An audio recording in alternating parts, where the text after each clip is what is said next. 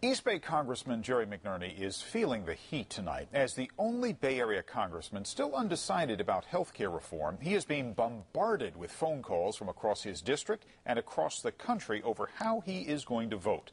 Tonight, ABC 7's political reporter Mark Matthews on the pressure and the proposal that could help him sidestep a politically dangerous vote. Good morning, Congressman McNerney's office. At Congressman McNerney's Pleasanton office, the phones have been ringing nonstop. Absolutely. I'd be happy to pass along your comments to the congressman. Jerry McNerney's press secretary says the calls are running about half and half, which is what we found when we talked with his constituents in downtown Pleasanton. I tell him I don't want the package that's on the Congress right now. No way. I tell him to vote no. Half the people we asked said vote no. And at McNerney's D.C. office, the no's have been outnumbering the yeses, most of the calls coming in from out of California. It's clear the GOP intends to vigorously challenge Jerry McNerney next November.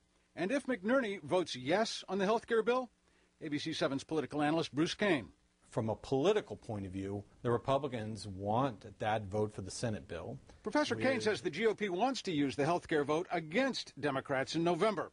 But Nancy Pelosi is considering a parliamentary maneuver that would allow the House to vote just once on the much more politically acceptable reconciliation bill, while the more objectionable Senate bill would be deemed to be passed without a separate vote. We have, as I've said to you before, have several options available to us. Pelosi said today she hasn't settled on the so-called Dean procedure, but Republicans are already crying foul. Nancy Pelosi is trying to come up with an immaculate conception. This is just part of the March Madness that we're seeing here in Congress. It will go down as one of the most extraordinary legislative sleights of hand in history. Well, that's, of course, ridiculous. Our political expert in Washington, D.C. says Republicans have used the same procedure. What it is political.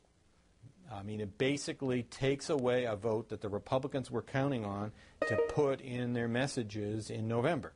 Professor Kane adds that the procedure Pelosi is considering may give some small measure of political protection, but next November, he doubts it'll make a bit of difference.